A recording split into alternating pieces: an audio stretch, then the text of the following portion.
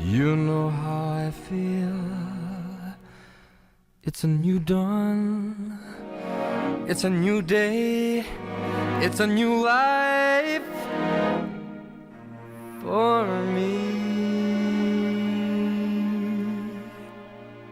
And I'm feeling good. I'm feeling good. And I'm feeling good. Dragonfly out in the sun. You know what I mean, don't you know? Butterflies all having fun. You know what I mean. And this old world is a new world and a bold world for me.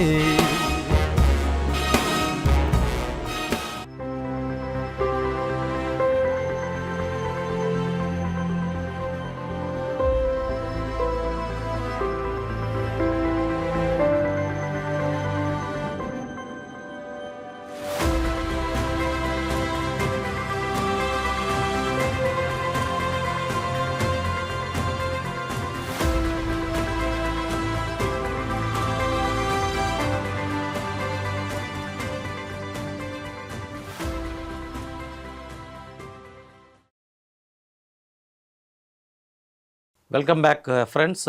We are continuing with our second episode of Elon Musk. I take the pleasure of once again inviting R Kannan to continue further on Elon Musk so that you are all enlightened with some details which we have not read or spoken in the TV. Welcome, Mr. Kannan. Thank you. Thank you, Ganesh. We need to, Musk, for the last 20 years, Musk has been making news. His companies don't spend any money on advertising because Musk himself has a huge following on Twitter, which he bought in 2022 for $44 billion. It's not worth that kind of money anymore. At that time or? No, at that time it was worth $44 billion. Actually, he had originally bought 9% of the shares of Twitter. And then when the company got to know him, then he offered to take them over, to buy them for $44 billion. And then I think there was some pause, there was some hesitation on his part. But after that, the deal came through. And then his teenage sons, to whom he explained, they are not Twitter followers, so they didn't understand why their father has spent so much money to acquire this, and he had never shown any great interest in social media until then. So he jokingly told them, how else can we get Trump elected? So it was a facetious, it was a less serious statement where he joked about the acquisition. So we don't really know why he bought it. Purchased. But what he did was he also partnered with Sam Altman, OpenAI. OpenAI chap. OpenAI was co-founded with Sam Altman because it was a not-for-profit organization. Okay. So at some point, it was changed to a profit model, and Musk was upset with it. So he had called Sam Altman to his office and upbraided him. So much so that Sam Altman didn't like it at all. And afterwards, he decided to take over OpenAI, offering it $9-some billion as an offer. Sam Altman, in the meantime, offered to buy Twitter from him and offered around $9-some billion for the Twitter. Twitter shares he had. That's right. No, he had become the owner of Twitter now. Okay. So he wants to buy it back from him. Buy it from him, not back from him. Sam Altman, because he tried to take over OpenAI. So Sam Altman says, I'll buy your Twitter instead. We are not going to sell you OpenAI. Okay. OpenAI will be ours. So the disagreement led to this. So currently Twitter is valued at, it's no more Twitter, as you know, he changed it to X. Yes. It's valued at about $9+ billion. So he has lost a lot of money. He has the largest Twitter following. He has about nearly probably about 64 million Twitter followers or so. He bought for 45 billion. 44 billion. It's Billion, valued at now about only $9 valued billion at nine. dollars. He's not concerned about it. I'll tell you what, when he fought with President Trump, one day Tesla shares came down by 14%. He lost $150 billion in one single day. You and I may have been very worried. Not Musk. He didn't. So let's go back to AI. So this happened with Sam Altman. And then also he has another program called Neuralink. Neuralink is a program where people who are paraplegic, people who cannot use their hands and feet, people who are numb, their spines don't work anymore, so they are bedridden, etc. They can operate a computer by their thoughts. By their thoughts. Thoughts. With their thinking, they can operate the computer system. Yes. So he implants a small chip in their brain, and one of the paraplegic could move the mouse with his thoughts. So just the thoughts are able to, like our brains tell us how to move our hands, how to eat, how to move our tongue, etc. Right? Similarly, these thoughts help move because they cannot otherwise move their hands or correct. Similarly, he implanted another chip to a person whose spine doesn't anymore function. So he thinks at one point in time the blind will be able to, partially blind, fully blind, will be able to see with advances in science, medicine and technology and with these. So he's spent a lot of money there. And one of the venture capitalists in the Neuralink. Which is a woman called Siobhan Zillis. He has 3 children through her. They are not married. The first wife, Justin Miller, we spoke earlier, has 6 children. She had twins, she had triplets. So the 6 children, one child died. The first child, I think, died. So second, Siobhan Zillis, with whom he has. One of the children, if not, some of these children are born through surrogacy, surrogate mothers. Okay. Musk has 14 children. So there is a third woman who's called Grimes. She's a singer. Her name is Claire Boucher, but she's a very popular singer. He has 3 children with her. And then there is Saint Claire, a lady from New York. I think she's a broadcaster or an author. And I don't think he has any children with her. Yet.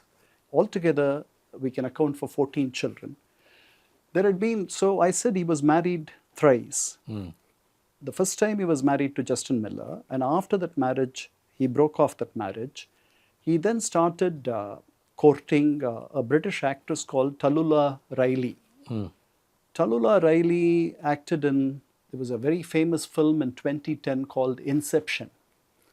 She was a star in that. She has starred in other movies as well. Pride and Prejudice. She's a star there.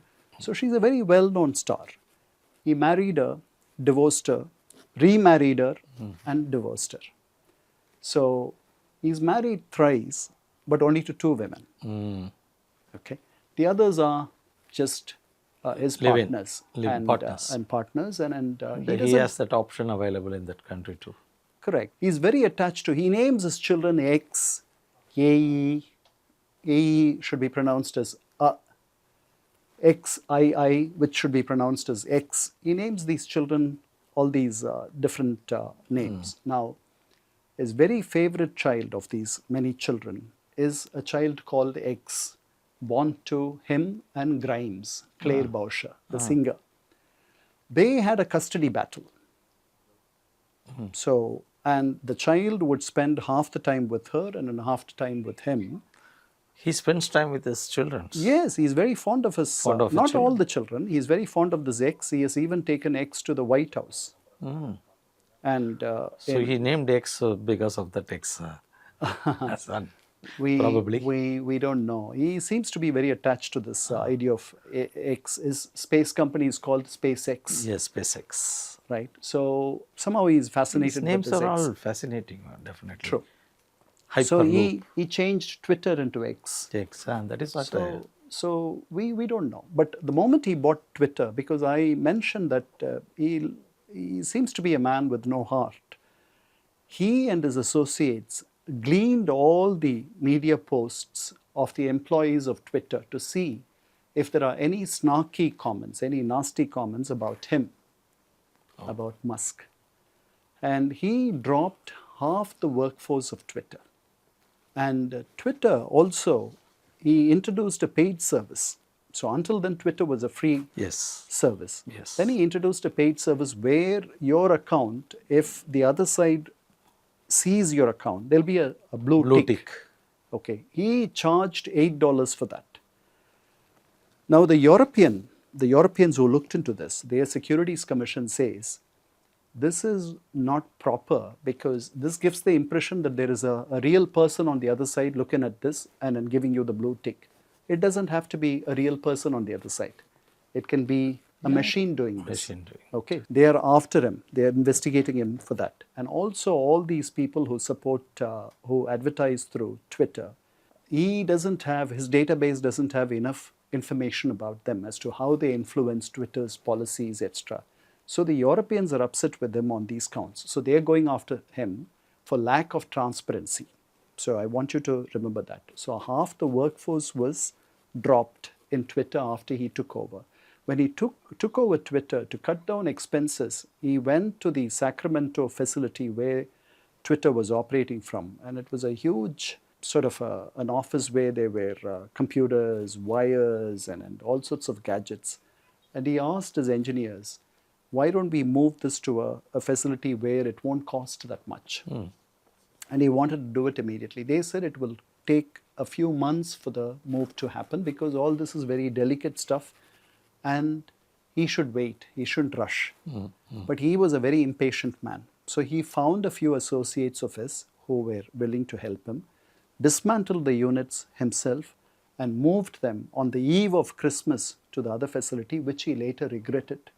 Because it cost him probably a lot of loss. It was done in a haphazard. So an intelligent man doesn't need to make intelligent decisions all the time. Not always. All I mean, the time. most intelligent people for his level of being a prodigy. Let me tell you, Sir C.V. Raman won the Nobel. He trusted a man and left the money in a deposit scheme that the man ran. The man ran a chit company in Karnataka, I think. It was a Ponzi scheme. C.V. Raman lost his money because he wanted to make money out of it and then build a lab for himself. This is Nobel Prize winner, laureate C.V. Raman. Who got He cheated. lost his Nobel money. The man cheated a lot of people.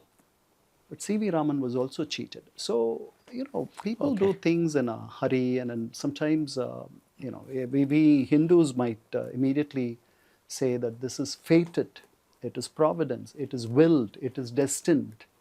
So it is preordained. This is all we will say, right? If this had happened. Because if we can't explain something rationally, we will say it is left to fate. This is what the gods wanted. So, going back, then he was not politically he used to say that he's half a Republican, he's also a Democrat too. He's somewhere in the middle, etc., etc. But the moment he acquired Twitter and then he turned into X, after the July 2024 assassination attempt on President Trump, he became a supporter of Trump. Although he doesn't consider Trump very positively, and then he has made comments about Trump that are not very positive. But he started showing up in his rallies, as you know, and started jumping in the rallies, etc. And then he announced a $1 million prize for every day on a daily basis for those people who showed up onto the rallies, and then there was a lottery, etc., which was then taken to court because it was like, yes, he was you're buying a luring, and then you're buying votes. So he was like this, and then this honeymoon lasted for quite a while, and then Trump then became president, and then you saw at Mar-a-Lago, our friend Musk take sort of permanent residence. He hired a room there in the Mar-a-Lago facility, and then he was very close to the president, so much so that the president joked, I cannot get rid of this guy, he's everywhere. You remember that when he said that? Do So he was there, but the president liked him, and because I think it's mutually they both have grudging respect for each other, because each in their own way had conquered this world. Trump, Very much true. who had declared insolvency 6 times in his lifetime, becoming the president of the United States country. not once And but that twice, too after getting convicted. and after not a traditional politician, trying to finish off the old class and entering is a complete nouveau. He's completely new to this game, and yet he makes it to the White House not once, twice. So I think they have a sort of a grudging respect for each other. So he invites him. He says, he's my first buddy. He talks about Musk, Trump, and then they are like father and son, because age-wise, because Musk is 54 and Trump is close to 80. He's about to become 80 in a couple of months, perhaps. So he invites him he creates a new department for him to head this department. The department is called Directorate of Government Efficiency, DOGE. And Vivek Ramasamy, a Palghat Indian, Palghat person of Tamil origin, who's also an entrepreneur, who also is a biscuit, who's made his money. A successful person. Entrepreneur. So he is appointed as the co-head of DOGE, but he's a very, very sharp man. True to his name, Vivek, he immediately quits. He doesn't want to work with Musk. He knows that working with Musk means emasculation. He will not survive. So he leaves Musk. So Doge becomes Musk's baby. The moment he takes over, his people go into the Office of Personnel Management, the government website, the web source, database, and send out letters exactly as he sent out letters to the Twitter staff when he wanted them to leave, exactly worded in similar fashion, starting off saying you should leave within this particular time. You have the option. He sends it to 2 million people. 20 million people. 20 lakh governmental staff get these letters, giving them the option to leave with a sizable amount of money if they leave before this time and if they do it themselves. If they don't do it themselves, then the option is left with the government. And then they may decide not in your favor all the time. They could decide otherwise. So now you can leave. You can voluntarily quit, take this offer, get some money, and leave in grace. Leave with a lot of respect and dignity. So he sends this off. Tell me how many hearts he may have broken. There is no human touch. He's a man of Teflon, right? He is like a tin man. So he does that. And after that, see his mandate, he says he wanted to cut down 2 trillion of governmental expenditure. Today, America's national debt is much more than its GDP. 36 trillion or 38 trillion. They pay more than $1 billion every day as interest to service the loan. So he wanted to cut down 2 trillion. So he did this with the governmental staff. And then he went after USAID. USAID is a US arm of soft power where it educates people, educates children, feeds children, helps women in their maternal health, hygiene, all these programs. USAID is folded. 10,000 people lose their jobs in one go. Lost. And many of the programs which catered to poor children's education, vaccinations, polio vaccination, this vaccination, that vaccination, fighting Ebola in Africa, etc. All these programs are stopped. Dump. So America used to be the most, not per capita. Per capita wise, the Scandinavians contribute a lot to humanitarian affairs. But America is the largest donor when it comes to international organizations because of its might. So World Food Program, for instance, it is the largest contributor. If you look at the UNHCR, High Commissioner for Refugees, the Americans contribute a lot. So there are a number of programs that are run with American aid and money. So in one stroke, he cut it down. So US aid was folded. So American soft power was curtailed. So he's not very far-sighted. These are short-sighted people. So how much money did he save? He claims he saved $180 billion. Many people think that is an exaggerated figure. Too much. It must be much less than that. We don't have to go into the figures. So these are two instances where you saw this man acting more like one of his machines. So then they fell out. Why did they fall out? So we need to talk about that and conclude this session. They fell out because Trump wanted to come up with a big, beautiful bill, as he called it. That bill would have, according to some of the critics, will take the national debt by another $2 trillion in another decade. Another decade. So in 10 years' time, the debt will go up by another $2 So no trillion. idea of reducing the debt. No. So you are now commissioning a man to cut down governmental expenditure, and Improve efficiency. on the other hand, you are trying to spend more on schemes that are close to your heart. So it's contradictory. So Musk came out and then he lobbied against the bill. The bill passed. The bill passed after some compromises, etc. It passed, and then Trump was so attached to the bill, he called it the big, beautiful bill. Okay.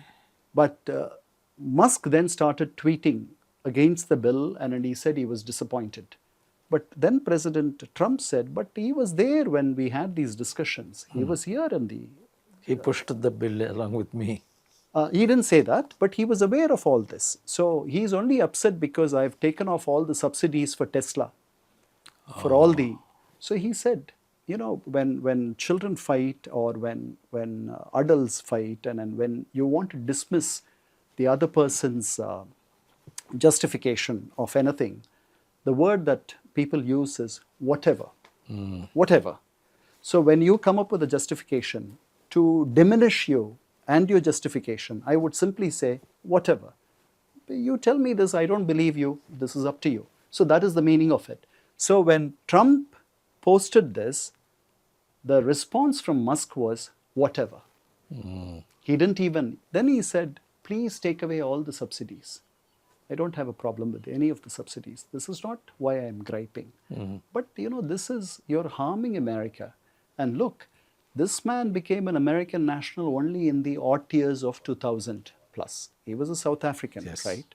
So they fell apart. And then he said Trump would have not gotten elected if not for him. Yes, he did. And then Trump laughed it off. Trump He said, I'll dismissed deport him. Dismissed him. And then he said the best way to save money is to withdraw all the contracts that NASA and the others have given him. So NASA has given him a major contract, I told you, $2.9 billion contract. So if we withdraw all this, so it was an indirect threat. Personal. Yeah. So Musk then said, President Trump will be there for 3.5 years. I'll be there for more than 40 years. So it got to a point where I think President Trump even said that he's crazy. And he's crazy because he takes drugs. So Musk has admitted that he takes drugs like ketamine. Ketamine is a synthetic substance, that is a chemical substance that is produced, which will give you, you know, the sort of delusion and the sort of grandeur and then the kick that any Superman power. Feel. any other medicine like ecstasy or LSD, 50 times more than that. And it is a drug that is prescribed for depression. So he has been prescribed this drug, and he says he takes one drug every 2 weeks. That is the prescription limit. But New York Times says he takes it indiscriminately, and they stand by it. Because Ketamine stays in the blood for such a long time. I don't know. I doubt. I don't know how long. But the New York Times says he doesn't take it once in 2 weeks. He should be takes in it the more regularly. blood level. And then his medical kit, his box of tablets, is filled with alderol. Alderol is a stimulant. So he takes also this. And then Trump and Musk himself has said that he has very depressive lows, sometimes steep highs, and unrelenting stress. The stress never gives up. He's got the stress all the time. So he has to resort to this. He's also on weight loss medicines. He has admitted that he takes weight loss medicines. So he's a great worker by example. When Tesla, every time the Tesla thing failed, he would go, he will rewrite the code, he will zigzag, he will change the formula, he will do what is necessary. He will work so hard that nobody else will feel that they are working very hard and it's unfair. That is not how it is. He is a man who is driven. He's driven by this great idea of making history. So you asked me, is he after money? I'm not so sure that he's after money. He doesn't even own any of the houses. He had 7 houses. He sold all of them. He lives in a rental facility. That a boxable or something. Correct. So he is not like any of these traditional rich people. Normally these drugs do alter your decision-making ability. He's got Asperger's syndrome. As a boy, he has been diagnosed with Asperger's syndrome. Asperger's syndrome is a kind of disease that makes you awkward when it comes to social movement. So that is why he's very awkward. His brother Kimball says, look, he'll be very happy if he has a partner with him. But to partner somebody with him is the most difficult thing. So Tesla has come out with a lot of governmental subsidy and assistance. And if you, until Trump took it off, if you buy a Tesla for about $45,000, you got a subsidy of $7,500. That is gone now. But still, Tesla happens to have a market. Its sales have fallen down because of his right-wing policies. Has given quality, it won't continue with the sales. His greatest challenge is from China, from BYD. BYD is giving him the run for his money. But he's having a gigafactory in China. They've changed their laws to allow him to set up a factory there. You're right. Okay, we'll let's continue with Trump one more time, because this man has so many things to be talked about, and let our audience also understand the other side and also some of the best things he has given this world. Thank you very much, Kannan. Nice episode we have done today. Thank you, Ganesh. Look forward to more. Thank you.